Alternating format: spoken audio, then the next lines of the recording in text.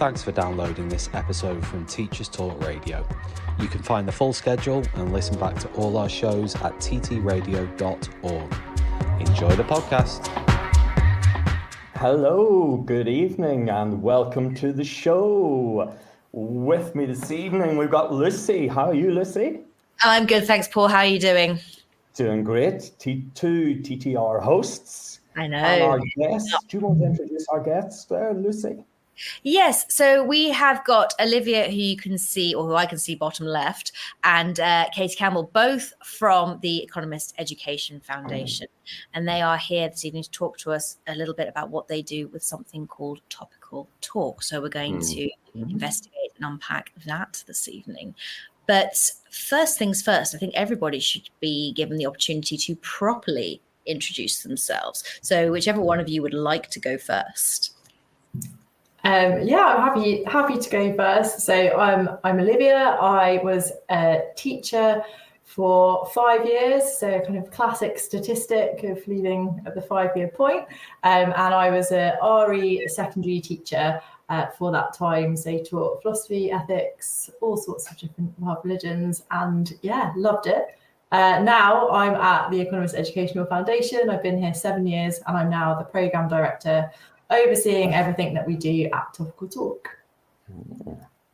Hi everyone, I'm Katie. So I am also an ex-teacher, although technically still a teacher, and I was primary and I specialised in year 5 and year 6, and now I am head of content with the Economist Educational Foundation, so I make resources about the news. Fantastic. Sounds great. Yeah, very topical, very important, very of the moment. Yeah. And what is that foundation then? What is the Economist Education Foundation exactly? So we are a foundation that was set up by employees at the Economist newspaper. And the story goes that they were working in the events team. So the Economist do lots of events with big snazzy names, and it's really impactful and inspiring. And our colleague was there thinking, how can we bring this to the people who need it the most? And the people who need it the most are children and young people. And they then kind of spun off that idea and produced a few educational events for young people and children, realized that doing that kind of thing was brilliant, but maybe not as impactful as having direct contact with children in the classroom on a weekly basis. So from there, Topical Talk, or its predecessor, was born, whereby we use the journalistic expertise at The Economist. So we use their journalists, their fact checkers, and all of the good stuff that they've got, and combine it with the expert teachers on our team to produce weekly resources about different topics in the news. And you're both teachers, and you're working for the Economist Foundation, but there are more teachers, are there? How many teachers work for the Economist Foundation? Oh, good question. How many of us are teachers? How many of us are teachers? 50% of us? Yeah, we worked out. Yeah. So we're a team of soon to be 14, and I think 7 of us. Yeah, we'll go for 7. But with a real range of experience. So we've got like primary, different year groups in secondary school, different subjects. So quite a lot of different sessions. And from the CEO down as well, which is pretty cool. Oh wow! So it's across the board. Now that's really interesting. So the title of this show this evening is "Heard It in the Playground." So fake news and media literacy, which of course is the whole kind of basis of what we're doing here, what we're talking about. But when we talk about media literacy and when we talk about fake news, I think these are things we need to define before we go any further, because they're terms we hear a lot, but I wonder if people are absolutely clear on what it means to be media literate, and what fake news is, and disinformation, misinformation, things like that. So take your pick of any of those, to be honest. Casey? Yeah, so news literacy is, or being news literate, is having the essential skills that you need to be able to really actively engage with and unpick the news. So you have the skills to understand for yourself whether something feels like it's right, feels like it's not right, where to go to find the news, but also how to engage with the news. So even down to like being able to spot real or false information, or being able to form your opinion on it. All of these skills come under the kind of umbrella term of being news literate. Olivia, do you want to pick a different one?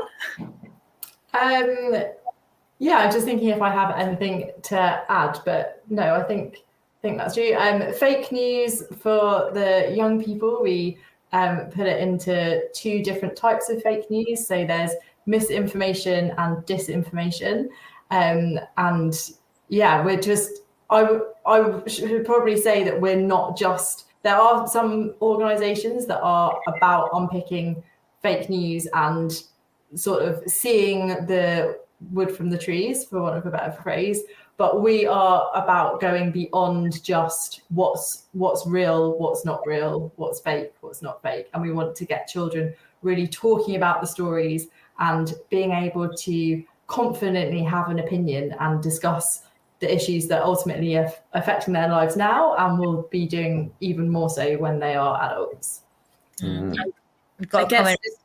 Sorry, I guess just for like, I'd probably be using the terms a lot because I'm like obsessed with them in my job. But so for the sake of conversation, I'll be saying misinformation, meaning information that's just incorrect or false, and disinformation, which is the deliberately spread misinformation. So things like the conspiracy theories and the rumors, which are the things that unfortunately kids are really interested in.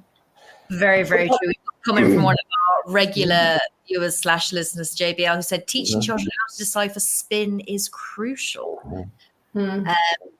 I guess so. And we've got so, I mean, there is almost a kind of an onslaught of media exposure these days, because news is not how I grew up with it, or how I'm sure you grew up with it. It is everywhere, 24/7, year round, any time of day or night, because of course you have the 24-hour news cycle now going through social media as well. You have people kind of on the scene capturing things. So there is a huge amount happening, and I find it overwhelming. So the idea that you've got to then help children understand it is quite a big deal. It's quite an undertaking. Yeah, I remember when I was first in the classroom, but in this role, trying to get some teachers on board with the idea, because maybe 7 or so years ago it was a bit newer to people and not as within the vernacular. But I was trying to say to them, we could just close a newspaper, we could turn off the TV, and that would be that. Or if we wanted to protect our children, we just didn't show the newspaper, or we just changed the channel. And it's just not that simple now. We know that the biggest source of young people where they're getting their news from is online, and the biggest source within that is from TikTok. So yeah, it's at their fingertips and more readily accessible than ever. Yeah. You said an interesting thing, Katie. You said children are really interested in some of those misinformation and disinformation stories. And I wonder, childhood spans a long time. And obviously, there's an appropriate application for this kind of teaching at different stages. Now, I do remember a long time ago, as a child, in the playground, we loved exaggerated stories. We didn't have the term fake news, but anything that was, I was a child when rockets were going and landing on the moon, and the things we used to make up about rockets on the moon, and they're going to find aliens, and they've already found them. Did it really happen, Paul? Did it really happen? Lucy, you're one of those conspiracy people. I think we need a word with you. And the earth is flat, of course. But, we really enjoyed it. It was harmless, but maybe even better than that. It fired all the neurons in our brains. We were writing fantastic essays. We were getting inspired. There's maybe an argument that Elon Musk wouldn't be who he is if he didn't have those kind of inspirational thoughts and ideas. So is there a time to bring kind of media literacy to children? And is there a time to kind of let them just enjoy stories and let them run? So that's really interesting. So I think definitely there's something for saying that letting students have creative conversations, that's really, really important. However, I think the times have changed so much now that it's so easy for fake news to spread. And actually, I think these news literacy skills that we're so passionate about as an organisation is about knowing the difference between making it really clear that not only when you're receiving fake or kind of mis or disinformation, but actually that you yourself are a responsible citizen and not being somebody who's going to spread it. So part of the skills that we teach through our lessons, so our critical thinking and communication skills, part of that communication is really thinking about your own biases, your own prejudices, your own kind of excitement where you might be exaggerating things, and thinking about how you're phrasing things, how you're saying things to make it really clear when you're exaggerating things, when you're speculating. All of those things, of course, are normal. Adults do it.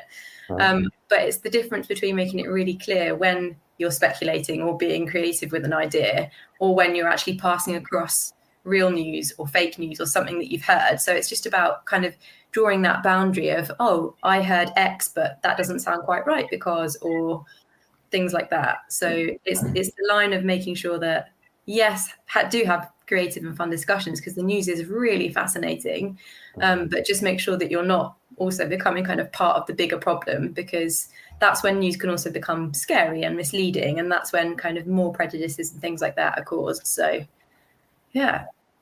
Because of course we all have opinions and we all have the way we view the world, and we as teachers are very much told, or always told, you are apolitical, you are a-religious, you've got to be really mindful about what you share on your thoughts and feelings on things. And I suppose the what would worry me about opening up a discussion about the news is, how do I as a teacher approach that and deal with that in a way that is kind of keeping me safe in a way, I suppose is what I'm getting at, because and this is something that we'll kind of unpack, I'm sure, later on in the show as well. But I have so many thoughts and opinions and things on the news. I read different outlets. I'm absolutely fascinated by it. And I'd love to get in there with students and discuss it with them. But I also, in my mind, I'm kind of thinking, before I even deliver this lesson, how am I going about making sure that I'm going to deliver in a way that is mindful, I suppose?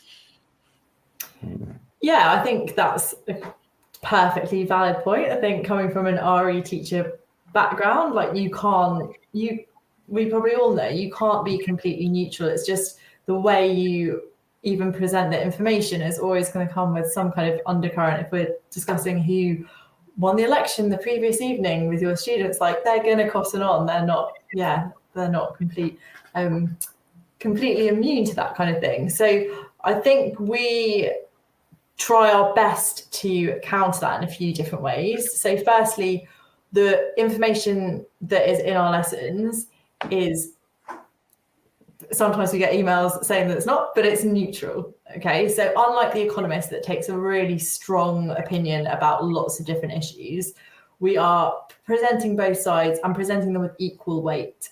And we have conversations in our team, and often we're saying, actually, do you know what? We've all got the same perspective on this. Are we really challenging ourselves?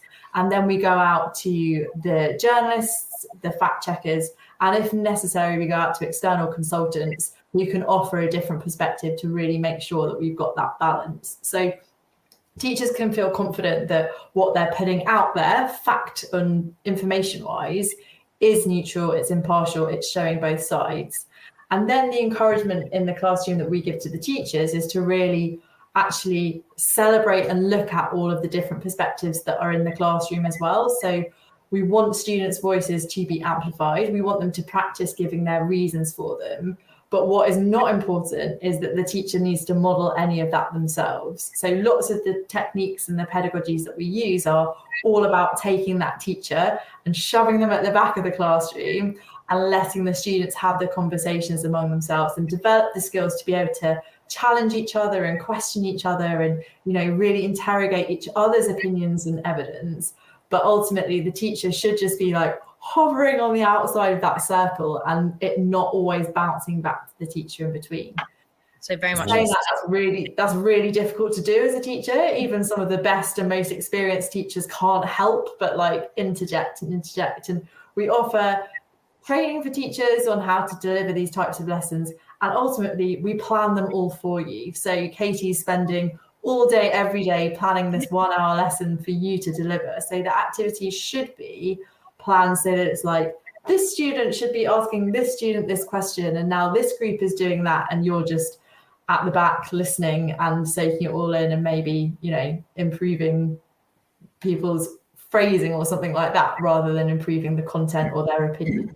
We had some great feedback recently from a student who said something along the lines of, the lesson was so different because the teacher just stepped aside and just like let us form our own opinions. I think the quote was, they didn't really teach us, they just let us talk. But we were like, that's actually like a really good bit of feedback, because the lessons are structured in that way that actually the onus is on the children rather than the adult in the room. Stepping away from that more prescriptive curriculum that we're very used to. And I suppose, and it's also good, not only are you getting students to step out of their comfort zones, but getting teachers to do so as well, and do so confidently. Yeah, and we try and put in like transferable pedagogies as well. So in using these lessons, it's also kind of just a nice bit of training in that it brings the playground into your lessons. It makes things more child-led. So we encourage stealing, magpieing, as it's known in the biz, isn't it? Yeah. It's still magpieing, yeah. So what are some of the things then that children are hearing in the playground? Can we get some examples? Yeah, so unfortunately, the things that are heard in the playground are going to be those types of news or those news stories that are going to be the ones that are most interesting to share on TikTok, or the ones that grab attention. And usually those reasons are not the best reason to share news. So it's because something might be frightening or worrying or scary, or misunderstood. Or it might be something that's a conspiracy theory, so something that feels really exciting and different. And unfortunately, as I said, those are the types of news which are being spread in a really kind of uncontained way through playgrounds, because of the nature of the fact that they're not factual, they can't be backed up. So every time it's spread, they can be creatively, as you said, added to or tweaked. And that is exciting. So I think there's that side of it, but then there's also the side of the news that really affects these students that they're worried about. So real big issues like climate change, like conflict. We've all taught in classes of students who have had previous experience of things like conflict, or who have family in areas that are experiencing conflict, or maybe in that themselves, depending on where we are in the world. So I think it's really important to approach these issues in the classroom in a way that students feel safe and welcome to talk about it, rather than just let these things kind of run wild in the playground, either in a direction that causes kind of fear or worry or anxiety or creativity, as we called it. Because a lot of this, I mean, you're having to update resources in almost real time, really, as well, because things are changing so rapidly, as we know. I mean, of course, there's a lot of the US election stuff that I've seen, and certainly kind of the Andrew Tate side of things. But, you know, there will come a point, hopefully, where he becomes irrelevant, for example. And, of course, the US election, well, you know, we all have thoughts about that. So, yeah, it's a lot. And I think these, you know, what these kids are talking about 1 minute is very different the next. I mean, it used to be that dabbing was a big thing, and now they're all shouting "skibbity toilet" in a classroom. So I'm hoping that's going to die a death soon. I really am. But anyway, sorry, I digressed, Paul. There. It's good to get those things off your chest, definitely. What about, for example, and we're possibly talking about a slightly older group, maybe late primary on upwards then. What about the likes of Andrew Tate and just that incredible influence that he is able to wield and so on? I mean, should that actually be brought into our classrooms? Margaret Thatcher used to famously talk about, Republican politicians in the 70s, 80s, take the oxygen from them.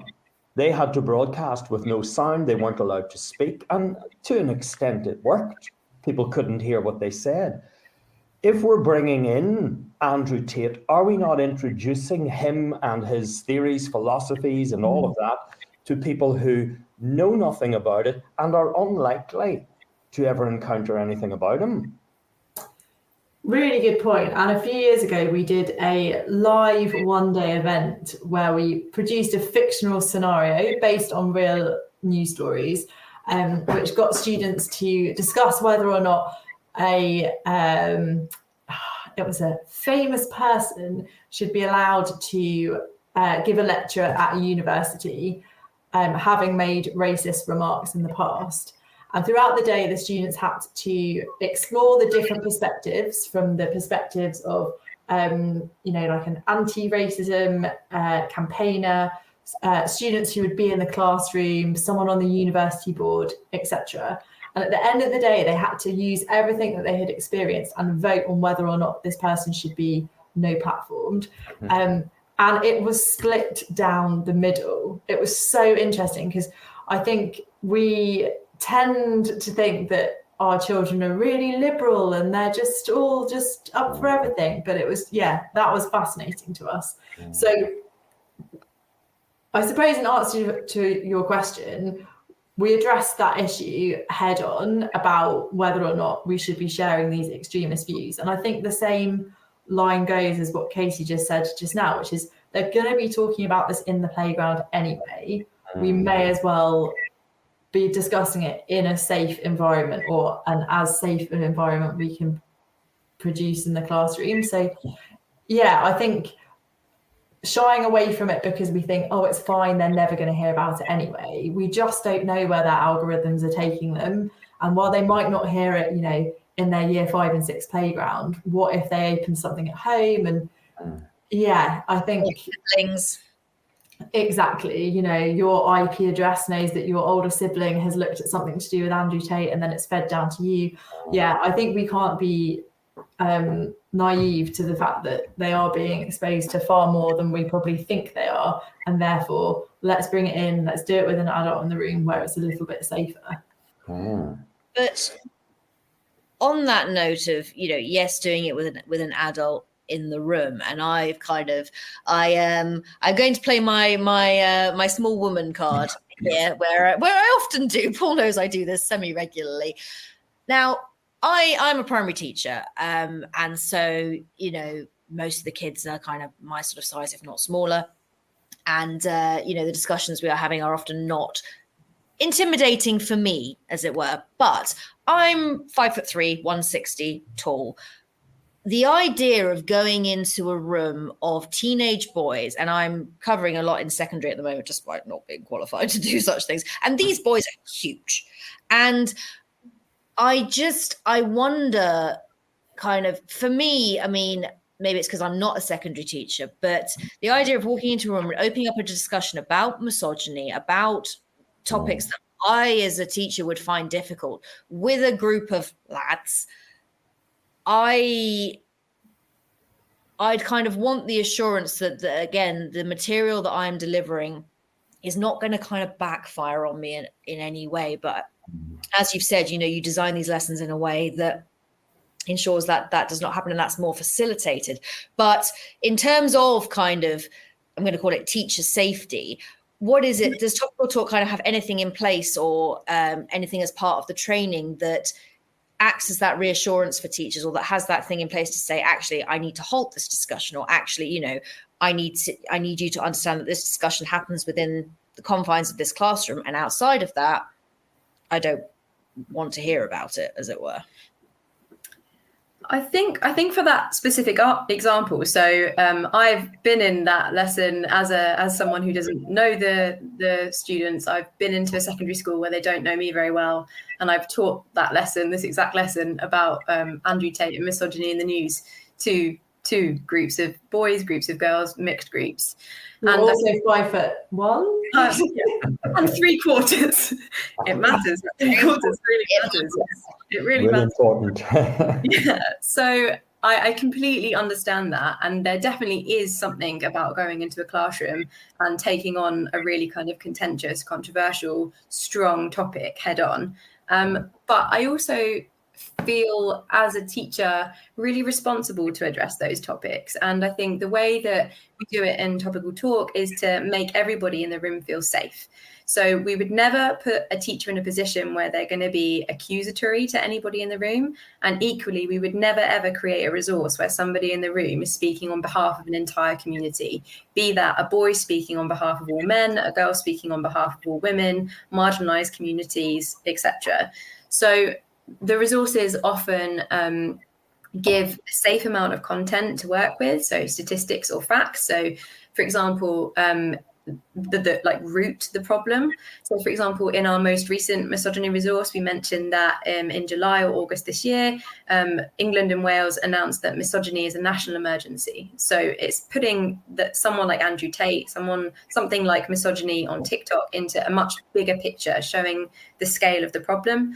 And then we can break that down into smaller questions. So in order to come to a conclusion about what should be done, we would allow students to kind of form their own opinions based on smaller discussions. So again, we're kind of breaking the issue down into smaller, more manageable, safer, bite-sized chunks where nobody feels like they've been accused of being somebody who's in the wrong. Equally, nobody feels victimized, because it's important with that discussion going into the room of boys, not making them feel like they're villains in the room, because that's not healthy either.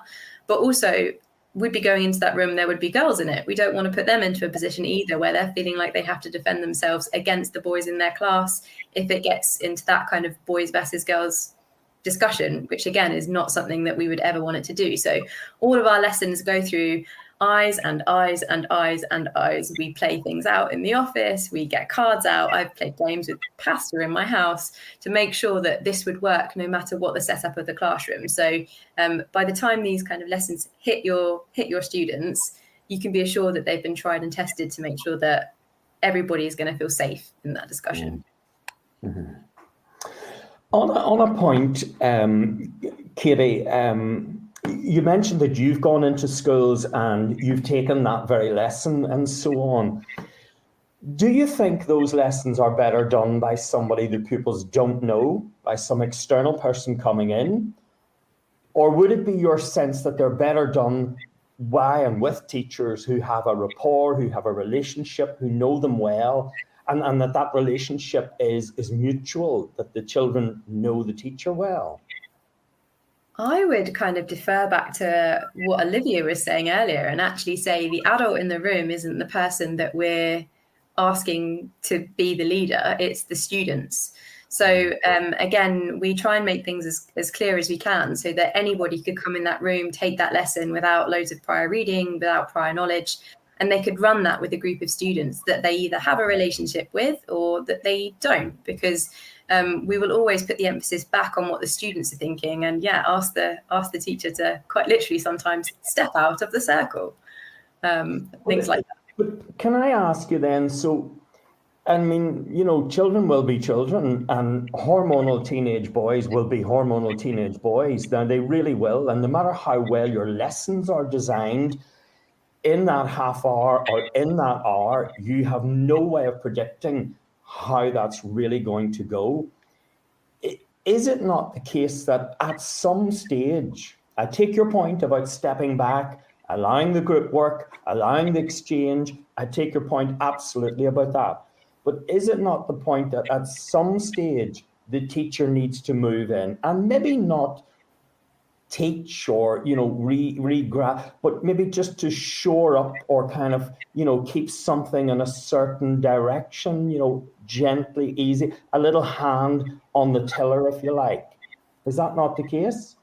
Yeah, I'm I want to answer your question, because to the first question about is it better for someone who knows the students or not, we get feedback all the time from teachers who teach topical talk regularly, and they say, I've got to know my students really differently in topical talk lessons. You know, we're having conversations that I otherwise wouldn't be having with them, and I've actually got to know them as people. So that's one thing. And also feedback that's like, this is the lesson that feels a bit different, and it's got a different atmosphere in it. The children come in knowing they're doing topical talk, and yeah, there's just maybe like everyone's guard is a little bit down. So I think that's one of the advantages of, if you can carve out time to do this on a weekly basis, you can create this, you know, all singing, all dancing, lovely classroom where people are in the same routines. But yeah, I think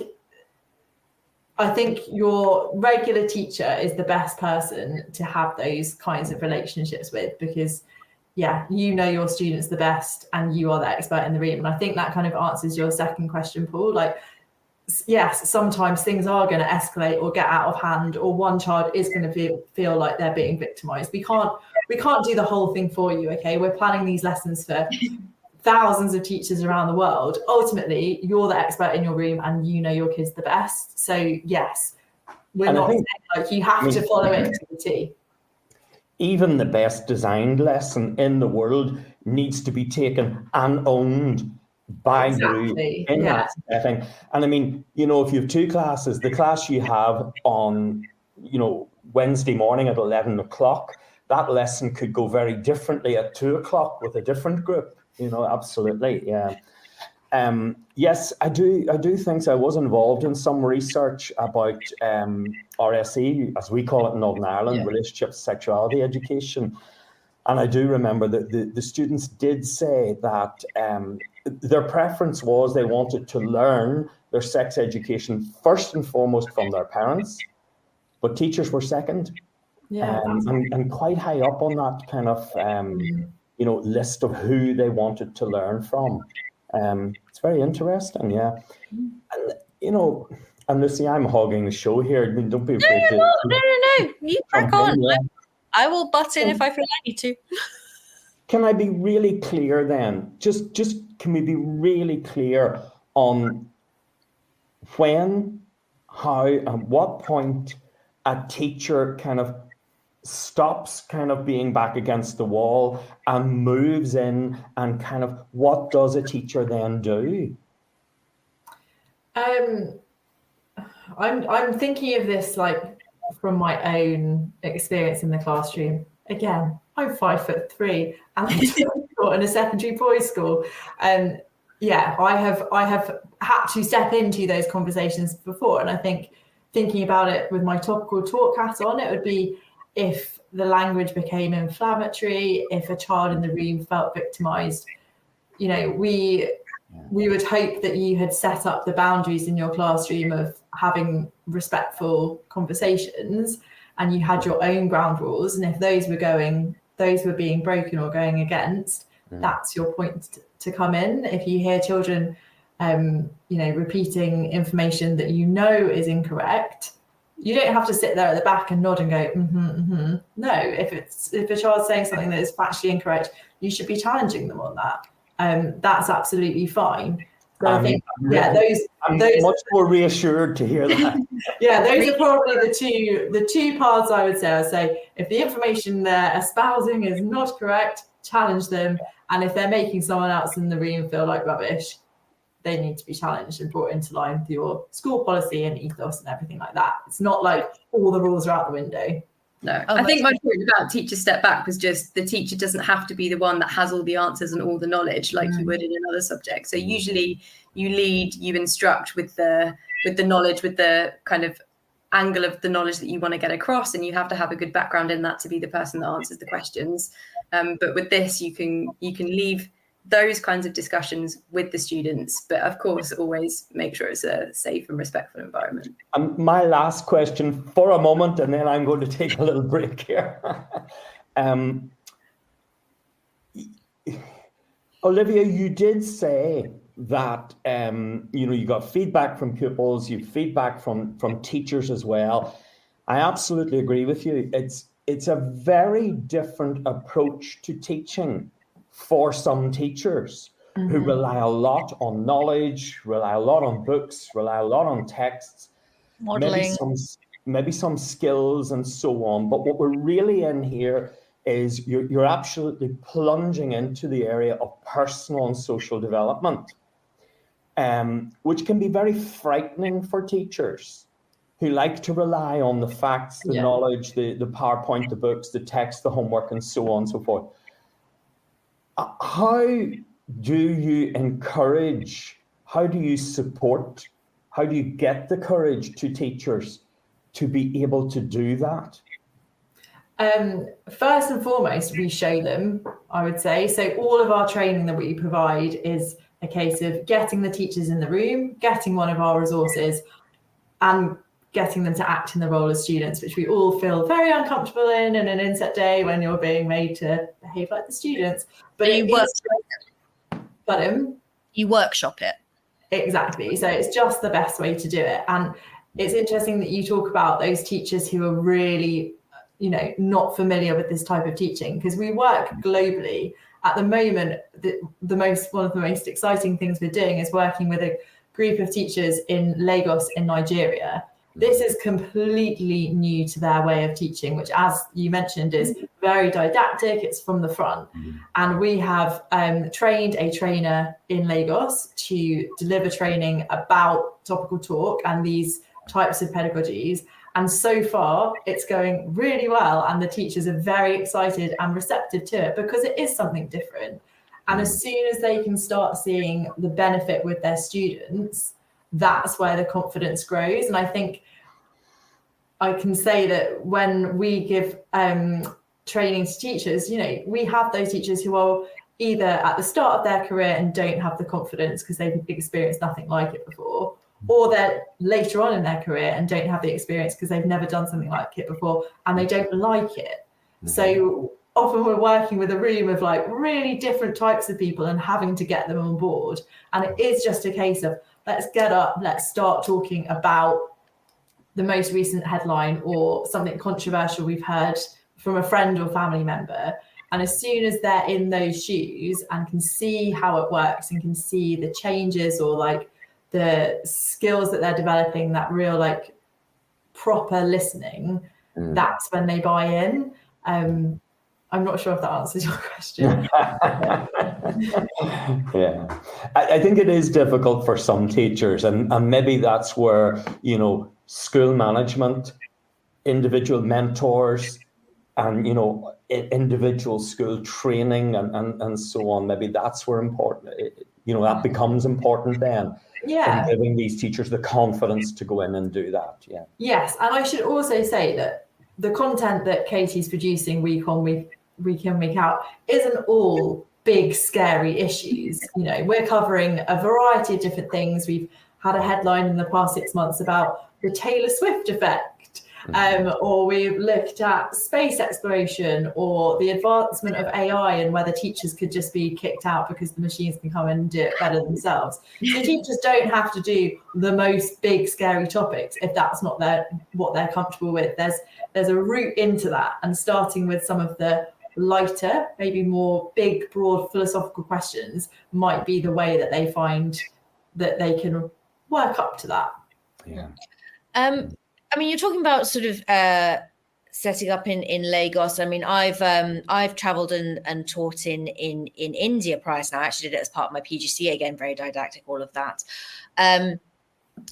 How are you ensuring, because obviously a lot of the content that we're kind of looking at in the Western world might not necessarily have the same relevance in somewhere like Lagos, in a country like India. How would Topical Talk ensure that they are putting lessons together or putting topics together that are relevant to children that are not in the West, not in the UK, US, Australia, that are in other countries around the world?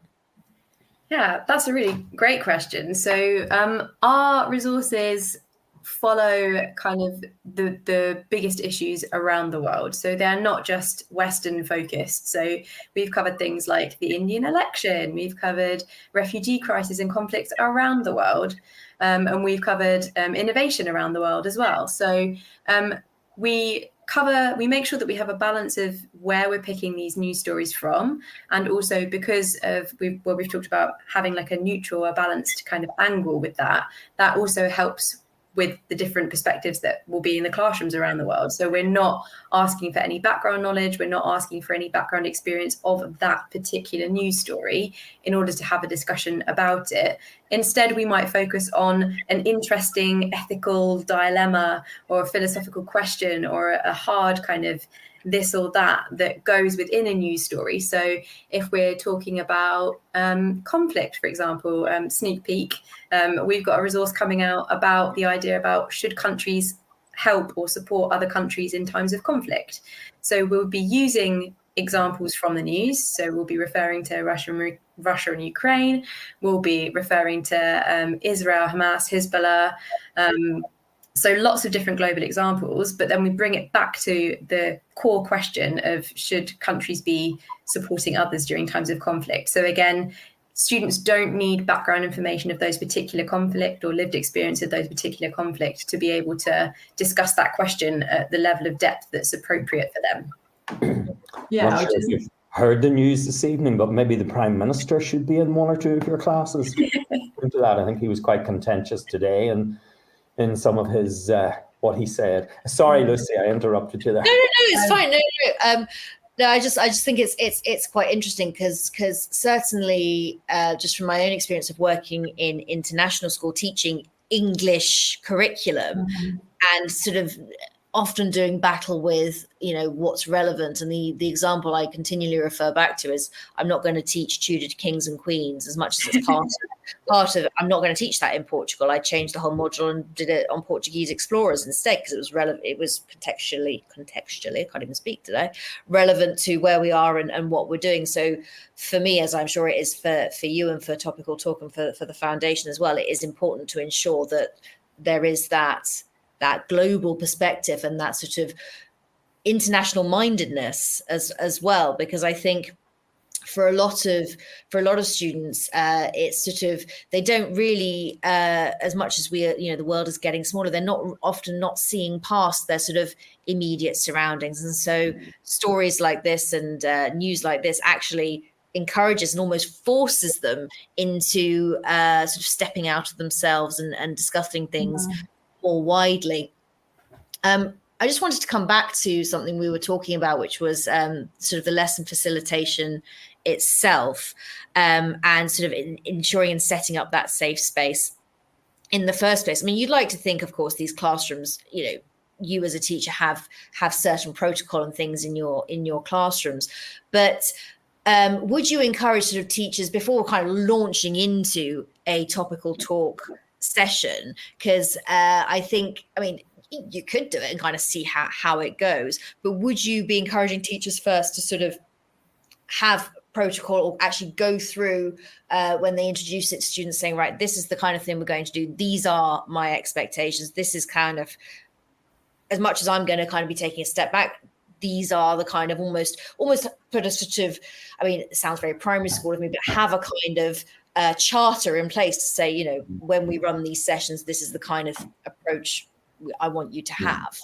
Can I give you a word for it, Lucy? Would it be contract? Have a contract with the group? Yeah.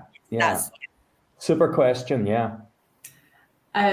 Yes, in short, we have on our in our resource library, we have a topical talk toolkit, which is quite a mouthful, but within that there are different guidance materials for teachers, and one of which is how to have sensitive discussions with young people. With, I think it's got 5 top tips in there. So yeah, starting with something like that is really important. As you said, laying out the boundaries and just saying like, this is what we're expecting from these types of lessons. Yeah, really, really important. But then having said that, we know teachers who've just been like, I'm going to teach this lesson on X, Y, Z and just give it a go and see how we get on. And maybe with some of the ones that are less controversial or sensitive, you might feel comfortable enough just to go for it, especially if you've got that really good relationship with your class. You can eat something to ease in. Maybe don't go for the Andrew Tate or the US election straight away. Maybe, Yeah. Yes. Yeah. Choose one of our economics and finance ones or something instead. Noted. And maybe just to extend, Lucy's question, but you've alluded to it quite a bit. Could you give us a kind of a detailed word picture of what a typical lesson would look like? What's the shape of it? How would it begin? How would it end? What happens? Where's the flow and the shape of it? Yeah, I think this is what I think about day in, day out. So it's a great question. So the first thing. Tell us what you do all day, Katie. Yeah, it's the best job in the world. So the first thing that we try to have with every topical talk lesson is a big question. Or smaller questions that lead to kind of a big conclusion about what's happening in the news. So by the end of the learning journey of the lesson, students will have formed their own opinion based on real information from the news, based on a mix of perspectives within and outside of the classroom that they kind of have access to in the lesson, so that they can form their own opinion about that big question and hopefully go away and continue that conversation. And then to break that down even further, usually, and I say usually because we have the freedom to make lessons in all kinds of different ways and formats, but usually our lesson consists of around 3 activities. So a shorter activity at the start, your starter if you like, where we're drawing emotional connections to what's happening in the news. We're explaining any of the big keywords that students will need to access the lesson, and we're getting them warmed up with the skills that we need for the lesson. So getting them feeling really easy in the room with speaking and listening and feeling confident to share their own opinions. Then we have our activity 2, which would be like a meatier discussion where maybe we go into more depth about the news story, share some facts and really get into the debate. So we can set the classroom up in different ways for that. So sometimes it will be a pair debate, sometimes it will be a whole class courtroom activity. Sometimes we'll do something led by a piece of media, like a video to make it feel like they're in a game show, or doing a press conference or something like that. And then we'll wind it up usually in the 3rd activity, my favourite ones, where we throw in some twisty questions to really flip their thinking and make them kind of go back on everything they've said. So it could be a what if, or a comparison to a different scenario, which you might think very differently about. So again, to flip their thinking one last time and get them really thinking deeply about what their opinion is and why they form that opinion, so that by the end of the lesson, they've got something they feel like they can stand by and carry forward. Yeah. And in terms of, because I mean, we as teachers always know that we're looking to assess, we're looking for outcomes, we're looking for measurable data, let's call it. I mean, I get the impression that that's not really the aim of what we're doing here with topical talk. But of course, and I'm going to mention that hideous word, Ofsted or somebody like that, or your school's being inspected and you're having to show the impact of something like this. And I know we'll talk about the impact report that has been done. I know you've done a few. How would teachers go about showing the impact of this, or showing what children are getting out of this? So I feel like we're just answering all of your questions being like, no, we can do that, we can do that, we can do that. But we really can do that. So we are really fortunate to be a skills builder level 4 example, which means that we have worked with Skills Builder and their universal framework of the skills that they believe are essential skills in school and work and life. They have 8 skills. We focus on 4 of those within all of our lessons. So as Katie mentioned before, there's a critical thinking pair, which are problem solving and creativity, and then a communication pair, which is speaking and listening. So all of our lessons are focusing in on one of those skills. Within those skills, there are steps of progress, which I'm sure you all have used all different kinds of frameworks, but Skills Builder have done their research over 15 years to have something that's really robust and measurable. And throughout the topical talk lessons, we track which skills we're covering. We think about what types of topics would lend themselves to which skills in particular. And over time, teachers can track the progress. So they can do a whole class baseline assessment and end of project assessment, be that after 6 weeks or 6 months or a year of taking part. And what is very exciting is that students who take part regularly in topical talk lessons can make up to 7 times more progress in those 4 skills than students who are not taking part in the lessons. So we have a robust framework to work with, which we're really fortunate to be able to tag on to Skills Builder and use their resources. And yeah, we know, we've seen it time and time again, we know that it works. Okay, yeah. Are there not a lot more than 4 skills required for media literacy? Yeah, there are so many skills needed. Yeah. I think Katie's answer at the start of the lesson, at the start of the conversation that said, you know, we need to. I think you and I are getting detention, Lucy. I think we're in trouble.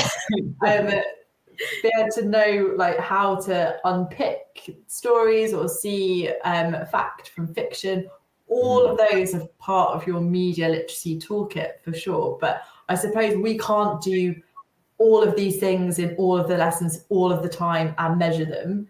So we've chosen to focus quite tightly on those 4 skills, knowing that they come up time and time again. And I suppose the other things are being weaved in the background or happening when you do topical talk lessons repeatedly, but they're not necessarily the ones that we're tracking.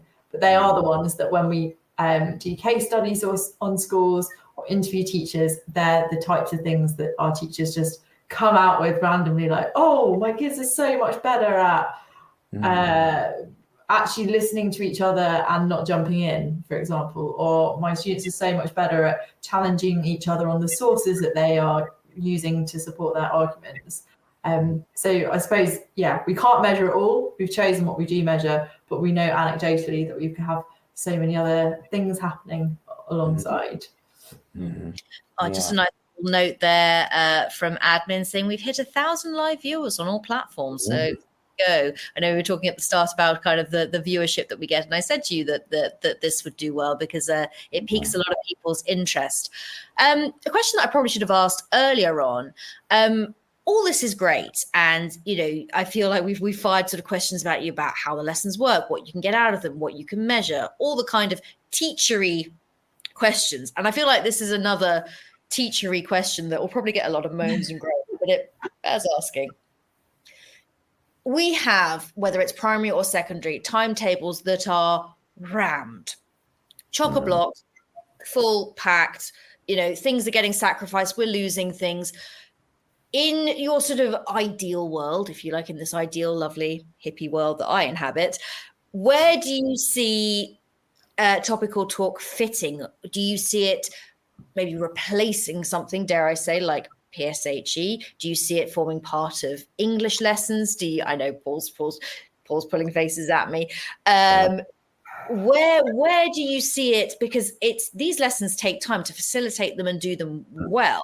This is not just something that you can kind of do in your registration time. It's not a 10-minute sort of quick check-in, how you're doing, you know, oh, did you see this on the news last night? There is, as much as it's planned for you and it's there to go, I wouldn't want to sort of half do it. I'd want to do it properly. But my struggle with it is, where am I putting it? That's everyone's struggle with this.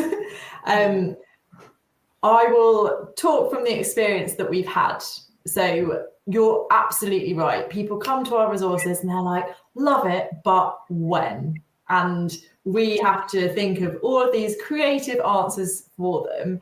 And we can say that we want this to be carved out as an hour and a half every week that every year group is doing, and we want that happening throughout the year. We know realistically that until there is a huge overhaul of our curriculum, that's not going to happen. So in the meantime, how can we make it work? So examples that we've had before have been of English teachers saying, okay, I'm not going to teach it every week, but I'm going to teach it every lesson for a week at the end of a term.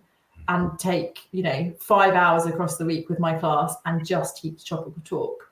We've had schools where they think, right, PSHE day, we're just going to do topical talk all day that culminates in one big, year group wide debate on a particular issue.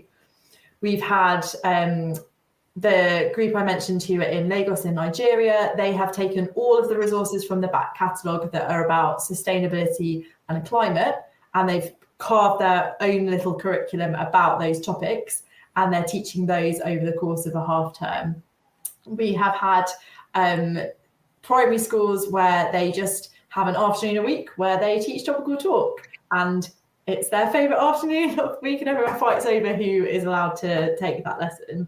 I think, the other really creative idea that we had was a secondary school where, you're right, they were like, I can't afford this amount of time in the curriculum. So what they said was that each week a different subject would teach topical talk to their students. And I loved that because I thought it was really great exposure for the teachers to be able to dip in and out of it. And also then the students aren't losing out too much on their other subjects if it's dotted around the place. Obviously requires like good communication and joined up thinking across your staff. But that's one way to do it. So Dream World is every week for 90 minutes and you've got your Wednesday afternoon to do it rather than PE. Reality is it can do lots of things for lots of different people, but it does take a bit of planning as to how they can fit it in. And of course, there has to be a buy-in from management or SLT as well. Yeah. For this to work, this is not just kind of one teacher going, hey, what about this? Doesn't this look great? Yeah. This has to be, if you're going to go school-wide, which would make sense, whether it's from little dots, to year 6 or whether it's from your year 7s all the way through to your year 13s. The buy-in has to be enormous for something like this. Certainly, if you're facilitating something like a cross subject, which I really like the idea of that model. But no, it's like with all these things, I suppose, I'm so on board with this in so many ways. But yeah, in the back of my mind, I'm thinking, what would have to go, what would have to give, and it's such a shame in a way that is. I mean, this is a different conversation entirely, and one maybe we have to have another time about curriculum. But I'm with you in that the overhaul is needed. Katie used to be a topical talk teacher. I can't even remember how it worked in your school. Yeah, so we had time carved out on a Friday, and it was like the favourite lesson of the week. We all kind of looked forward to it, and we did it as a big year group, and we could compare the different discussions that were going in the different classrooms. But also, I think, and I can say this from actual experience of doing it for 5+ years in my own classroom, it became something at first that I thought, yeah, this sounds really good. I'm gonna go for it. I'm gonna give it a go.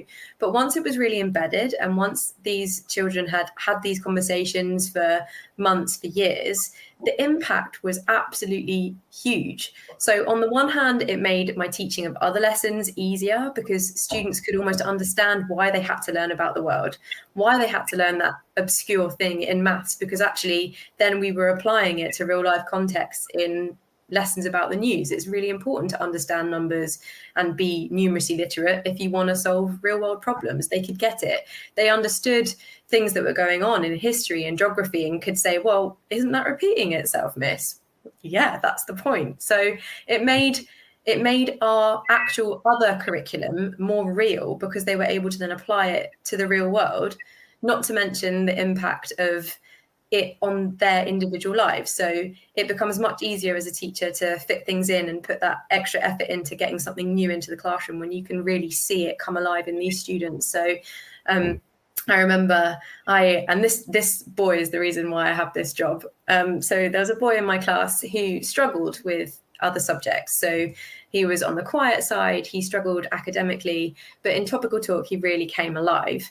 And I remember we were doing a topic, it was just post-Brexit, and we were talking about refugees. And it was at a time when there were a lot of really right-wing, a lot of racist, borderline racist headlines out there, and a lot of things being spread on social media that were really not very nice. And he was very much from a family that would read those kinds of newspapers. And we had a really open discussion about refugee crises. We were looking at facts, we were looking at the reasons why, we were looking at the benefits that refugees could bring to countries.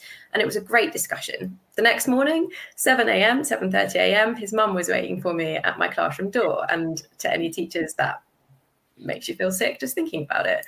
And I thought, okay, I don't know what I've done, but I'm about to find out. And she said something along the lines of, what have you been teaching my boy about the news? So I was all ready to kind of go in, get the resources out and say, look, this is really balanced. This is a really safe discussion. When actually she went straight in and said, because around the dinner table last night, my dad said something and this little boy had completely changed their view just by presenting his opinion in a really succinct, I know, doesn't it get you, a really concise way. He'd used real information. He hadn't challenged in a disrespectful way. He'd just challenged using the skills that we'd done in the lesson, that we'd been practicing throughout these topical talk lessons. And I was so proud. And so in that moment was like, well, it's not just making a difference to this little boy, this one child in my classroom, but look at what a difference could genuinely make to our families, our communities, if these young people can have the confidence to then go away and talk with passion, with confidence, with facts behind them. And again, that's where I come back to, like, I would much rather the children in my class go away and do that than go away and have the exciting, creative conversations. But look at how impactful it can be when it's done right. But I think, just that story alone, Katie, is the case that should be put forward for why you should put this in your timetable, why you should make space for it. That is, I know it's only one example, but I think it's important enough. And it goes back to what Paul was saying earlier on. Maybe some politicians should take these classes, because if it's having that impact on a young person, then, imagine the impact it could have elsewhere. And we had an email as well. It's not the only example. We had an email a couple of years ago from a boy who was now a man, who used the program years ago, and who had said, like, topical talk had changed the course of his life because of the career choices that he'd made based on that one lesson that he'd done where he started passionately talking about something. So, yeah, I love it.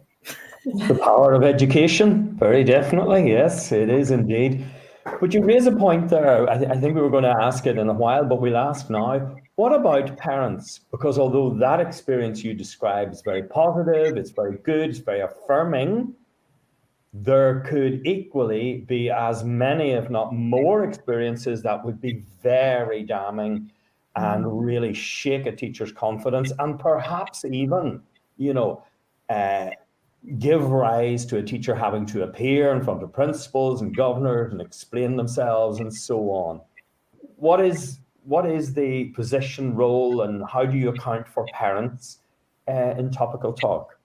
It's about telling them. So I don't think, if we're bringing these kinds of issues into the classroom, I don't think we can just go in blind or naively thinking that the children aren't going to go home and talk to their mums and dads about it when they get home of an evening. So we've got to let them know what we're doing and what we're discussing. That's obviously easier said than done, but you can definitely share the website with the parents. So all of the resources are online, they're free to access, and you don't have to be a teacher to sign up to get an account. You can be a parent, you can be other. It doesn't matter. So that's the first thing you can say. These are the resources I'm using. Please have a look through them. If you have concerns, bring them to me.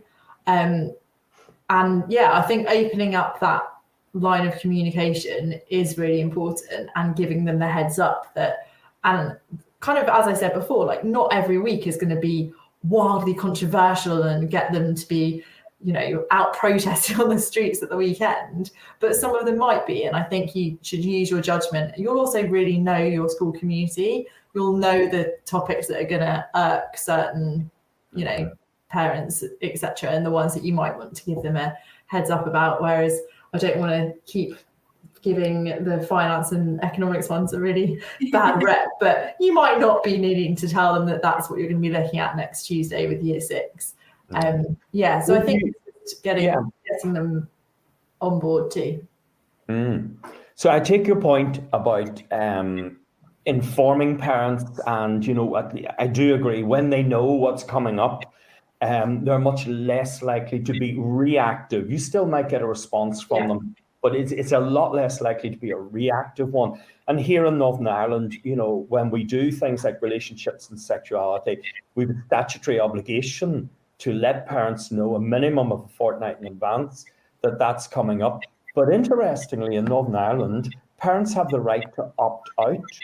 Could you see a case where parents would say, I don't want my child in that particular topical talk lesson? It's a really, really good point you pose there, because in the first training session that I delivered to teachers in like the first week of being in this job, I had a head teacher who was head of a Catholic primary school, and we were doing a series of 6 lessons about Russia and human rights. And she said, there is no way that my children are going to be able to be in this lesson learning about LGBTQ plus relationships and rights and things like that. And I think they'll want to withdraw. And I had to be like, that's a bit of a curveball. I wasn't expecting you to say that. But I think I'd just go for the same line as I went with having been an RE teacher, which is your children are not going to, if they're not in the room, it's the same as what we were saying earlier on. The conversations are going to be had outside of the classroom. They're going to happen in the playground. Would you not prefer your child to be in a safe environment to discuss this, where it's neutral and we're presenting them with the facts and we're giving them the opportunity to share their views and hear from their peers? Because if we you know, put cotton wool around them and we don't let them get the skills now, then we run the risk later on when they're off in the playground to be being exposed to really extremist views. And that's where the concern and the worry should be placed rather than what's happening in the classroom. So I managed to talk the head teacher around eventually, and they had some fantastic discussions as a result of it, because they fed back to us. But I think it's all about that that fear factor, isn't it? It's like fear of the unknown. There are real risks for teachers and for schools, but, you know, I mean, you know, as Lucy kind of said yesterday, we live in a global, not yesterday, as Lucy said earlier, you know, we do live in a global world. Social media, phones and all make it very small. I mean, the world is in your palm and so on. But nonetheless, you know, our day-to-day existence is very parochial. And schools, you know, they can survive or die on the opinion of the parents in that local community. A lot of parents who can decide, you know, I'm taking my children out of there and they're going to the school down the road. 40 children out of a school is a huge dent to a school, and it means, you know, redundancies or whatever. And I mean, I just think, you know, you do have Catholic schools, you have other kinds of denominations and so on. They have beliefs, they're founded in religion, they're historical, they go back centuries and millennia and so on. And these people are very committed to, you know, their beliefs and so on. Do you accept that, you know, teaching these things can be high risk for a school and its management and its future?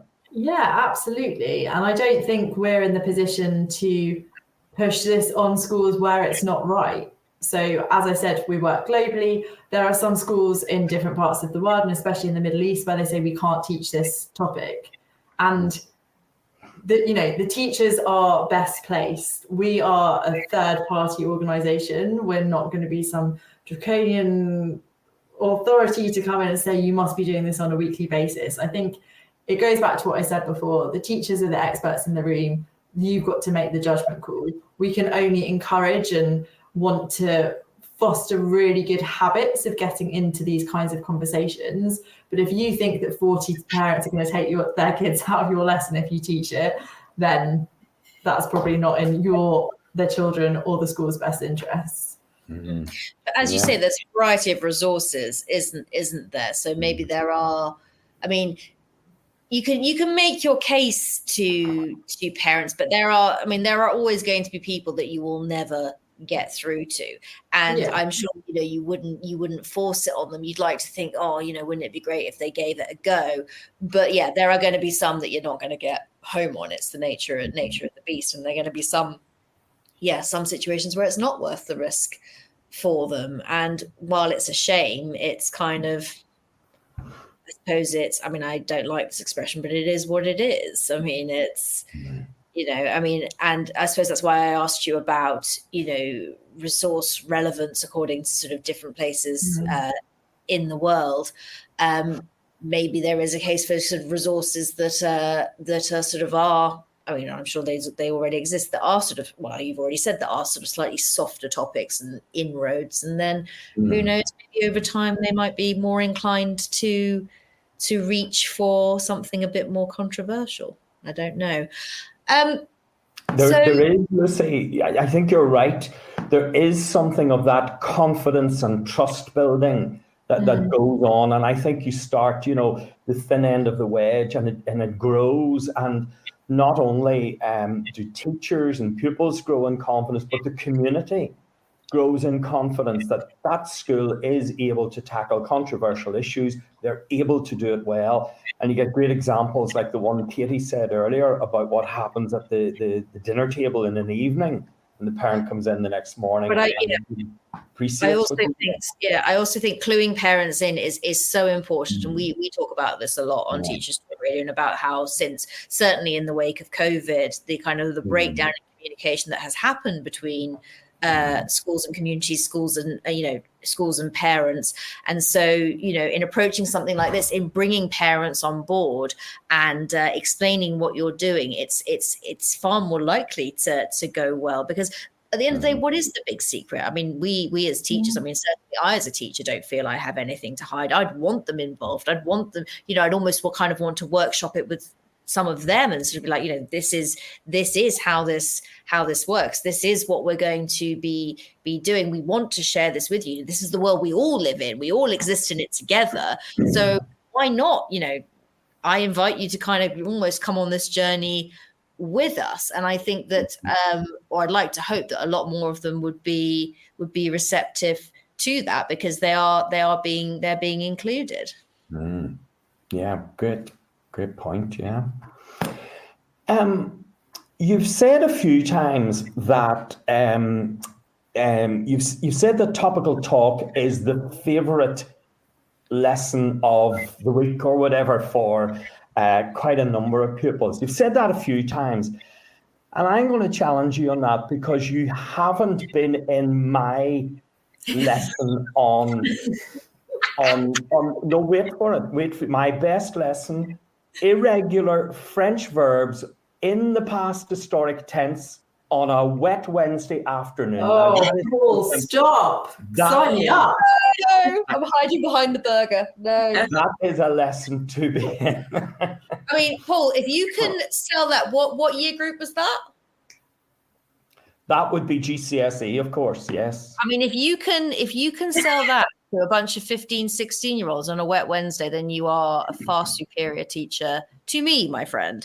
Because I really should have videoed that, shouldn't I? I should have that on video somewhere. I should say, actually. Yeah. I'm that teacher Friday afternoon, and I will have golden time pride from my cold, dead hands. Golden time will live with me throughout whatever remains of my teaching career. Anyway, sorry, Olivia, I interrupted you. I'll have to do that as a demo for TTR. I'll definitely do it as a demo. Yeah, but why do you think? Oh, sorry. Yeah. So no. I think you're going to answer. So why do you think it's you know, a lesson or a series of lessons that children are saying, oh, that's the most enjoyable. I loved that. I got a lot out of that. So the teacher, or it was the head teacher, that said, I don't think my students should be doing that, or that the parents would be happy with it. She was the one who probably about 6 months later was like, it's our favourite lesson of the week. And she's a head teacher, and she's like, but I teach topical talk. Like, I don't teach, but I teach that lesson because I want it for myself. And I think it is just actually hearing what children think is really, it's not very common in our classroom, is it? Thinking about okay, you can talk about what they think about the text that you're reading, or, you know, you can get them to evaluate something, or in conclusion, I think that at the end of an essay, but really getting to know them and think about their worldviews. I was fortunate enough as an RE teacher to hear lots of that, but that's just not common practice in so many schools. So I think for teachers, it's like, I came into teaching because some people might say I like children, but I'm also passionate about inspiring them and opening up their eyes to what's around them, and being able to engage in, you know, real world topics and have those types of conversation is just a bit of a breath of fresh air, I would say. So on the teacher side, I think it's that, and on the student side, it's we get to talk, and we get to talk about the stuff that matters. And I think it brings an entire new meaning to real life context, because so much, and again, I'm going to bore on about how lacking this is in the curriculum as it stands. It's real life context in a proverbial nutshell, which is so lacking elsewhere in our curriculum, because it's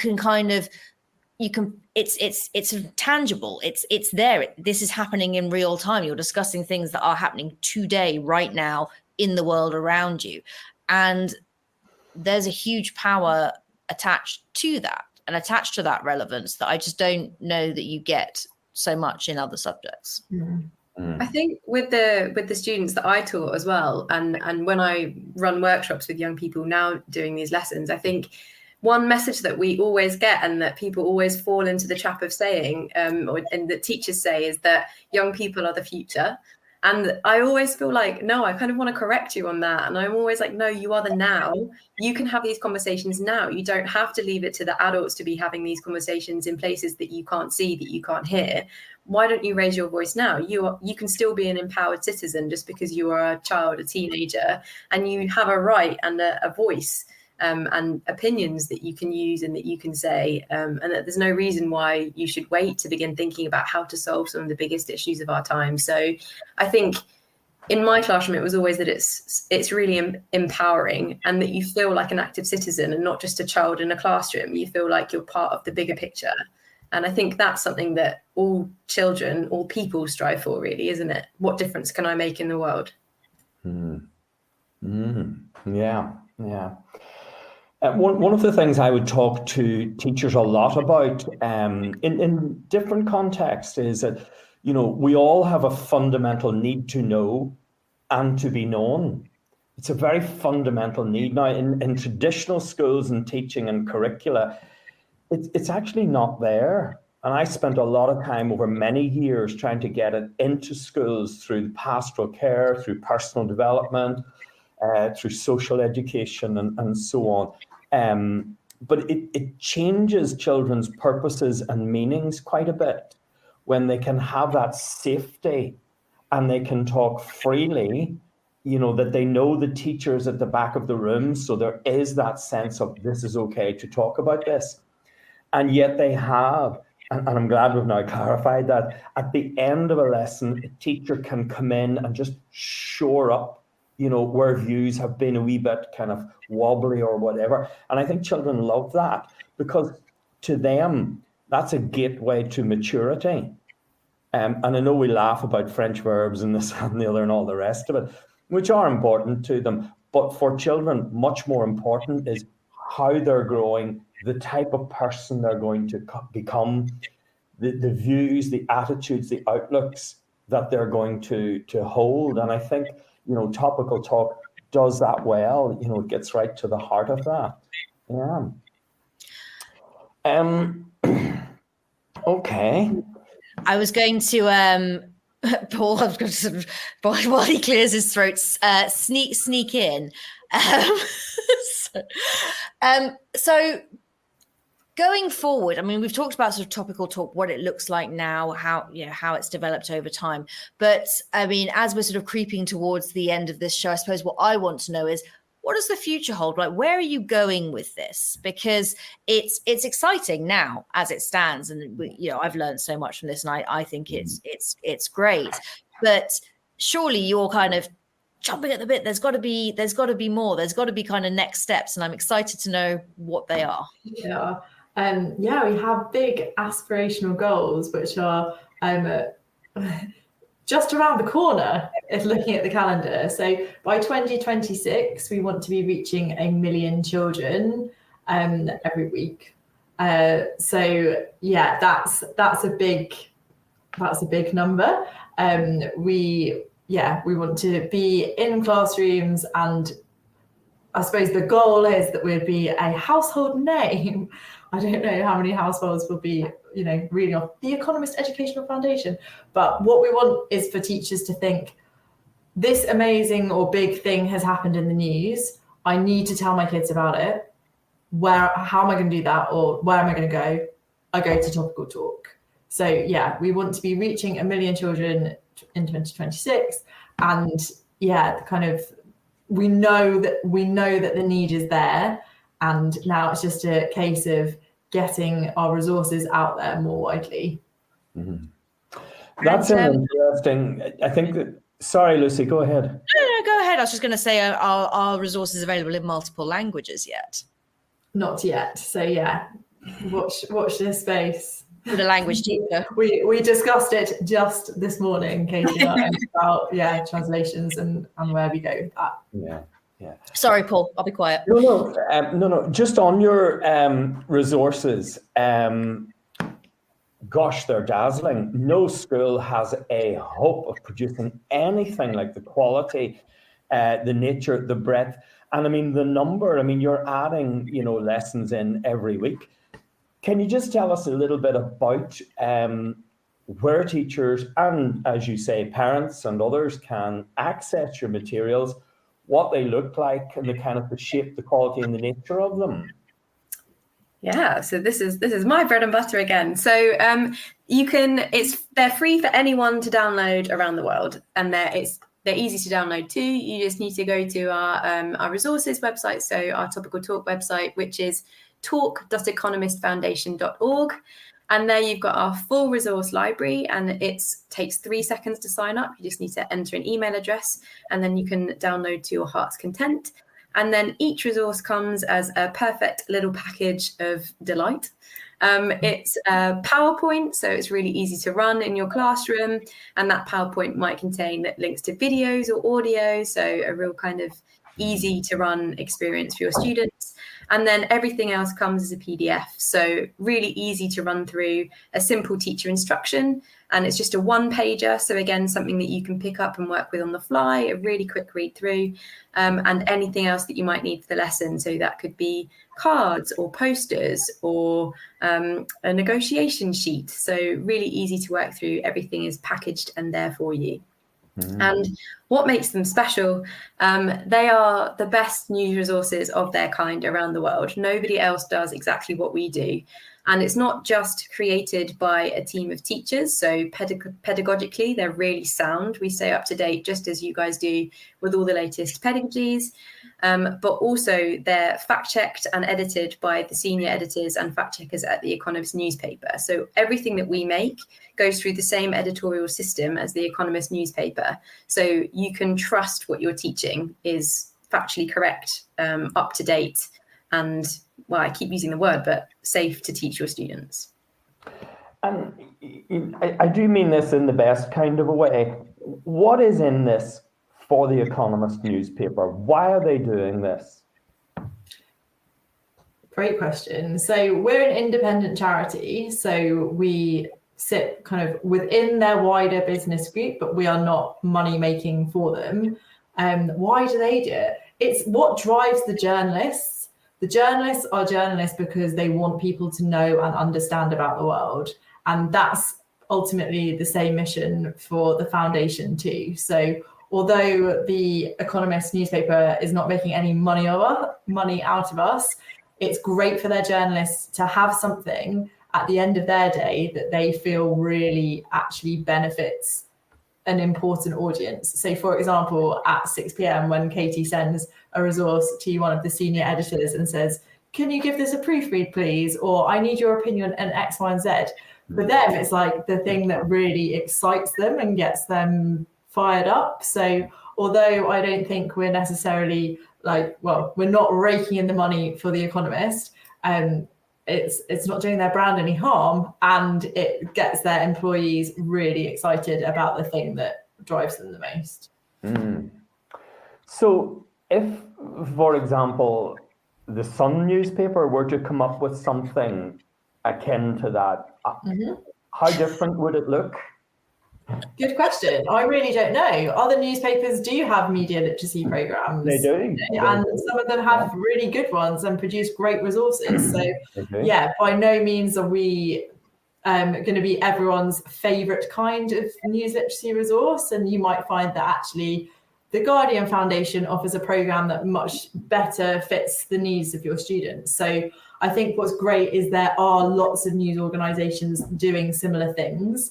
And as the teacher, you can go out and do your research and, you know, find what you like the best. If it's us, that's brilliant. But yeah, I think within our media literacy space, we're all really supportive of each other and a good network of people. Like we all kind of know each other. It's a small world. So yeah, I would say there are other really good resources out there, and it's up to the teachers to find what is it that, you know, interests me, what is it that's going to suit my age group, etc. And I think that's really good. And what I really like about what you said is that it's very much as you are a sort of separate entity, the foundation is a separate entity, but there's still that collaboration, and the fact that because I think as well, there can be a thing where sort of, you know, these journalists are kind of very busy, you know, doing their stuff for sort of the adult reader, but the idea that they're involved in sort of the next generation of, because I haven't heard or seen that before, the idea that they're involved, you know, absolutely all the way in terms of, when I was looking at kind of the team and the setup and the involvement, I found it really exciting that, you know, there's some really kind of quite sort of high powered, if you want to call them that, people involved in doing what you're doing and in collaborating with you. And I think that's great as well, which again, I suppose adds another dimension to the resources as well. I mean, it almost adds that, would clout be the right word? Maybe not. I don't know, but that impressive integrity is what we'd call it. But yeah. And I've never seen that before, so I think that's really cool. We're coming to. Sorry, Lucy, go ahead. No, I was rambling. We're coming towards the end, and so maybe just a few shorter questions. You reminded me of a couple of things there. You have, I think, advisors. Is advisors the word? You've quite a significant list. You've Stephen Fry. You've very popular people. You've people in the media and so on. And like a considerable number of them. What's their role in the project? Our experts, as we like to call them. That's the word. Yes. So these are our voices of people who have experience within a field that we approach, that can speak of that experience better than we can as teachers without experience in the field, to put it quite simply. So we will beam in engineers from NASA in lessons about space innovation. We will beam in, we've got top architects talking about biomimicry and sustainable cities. We've got top economists coming in talking about inflation. So I think if there is an expert voice that can speak better than us on a topic, then we provide it for that lesson, again, so that a teacher doesn't have to have the expertise in that topic. And again, that's important as well, because it's I think very easy for a teacher to kind of, you know, get in your head about something when you're planning. I mean, even when you're planning a lesson, it's easy to get stuck, isn't it? And get kind of trapped in your own thoughts. And then to have those people that you can reach to kind of bring a whole other dimension to it, I think is really, really great. Yeah. There are 14 of you in your Education Foundation team, and 50% of you said, were teachers. So that's roughly 7 of you are teachers. Now we're coming up on 1,500 people who are watching or tuning in this evening. The vast majority of whom will be teachers, many of whom will be thinking, I'm very envious of Olivia and I'm very envious of Katie, definitely. I know one who's in Portugal at the minute. She's very. Do you have jobs? Are you looking to expand and extend? And are you looking for teachers? That's not what I thought you were going for, Paul. That is certainly not the question I thought you were going to ask. We're just doing just in the last minutes of the show, just doing a recruitment drive. But we are always looking for inspired and inspirational teachers to join our team. I think we all know that teachers might not be delighted by their careers at this current point and are sat there thinking, but I don't have any transferable skills. And then us at the foundation are like, what are you talking about? You are the transferable skills. Like, you know how to do everything and you can do it really quickly and efficiently and brilliantly. So that's why we love hiring teachers. Are we hiring at the moment? I would say that a couple of roles are coming up. We are always looking for, fantastic people. It's a competitive field, as anyone who has wanted to leave teaching for the third sector will find. Like, it's hard to get jobs and it's not as well paid as teaching is. But it's something that people on our team are so passionate about, and really do feel like we have got the best jobs ever. It's the best bits of teaching packaged up for us, on a 9 to 5. Fantastic. I think that's quite a nice note to probably end on this evening. I want to extend a huge thanks to you both for joining us this evening. I know it's a Wednesday night, and I know that it's after a long day.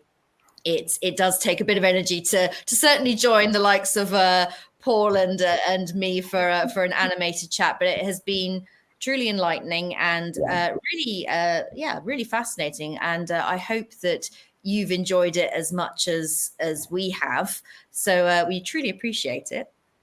We've absolutely loved it. So thank you so much. And massive thank you to everyone who has tuned in to listen and or to watch. As Katie has said repeatedly, the resources are free. Sign up, get an account, look at them for yourselves. We're always open to your feedback as well. So you feel free to get in touch. And thank you. You were great guests. You were very frank, very honest. Nothing fazed you, and nothing fazed you at all. And you were very honest and very frank in everything we asked you. So thank you very much. Brilliant. It's been a pleasure. Thanks, guys. Thank you, everyone. And this show will be available as a podcast and to watch back. So please do make sure that if you have missed out this evening, or if you've just caught the tail end, that you do that. So you can watch on YouTube. You can listen as podcasts across various platforms. So it'll be up there and ready for you in the next couple of days. But yes, once again, thank you to you both. And thank you to all the viewers/listeners out there. And we will chat to you all again soon. You've been listening to Teachers Talk Radio. Tune in live and listen back at ttradio.org. We look forward to hearing from you next time on Teachers Talk Radio.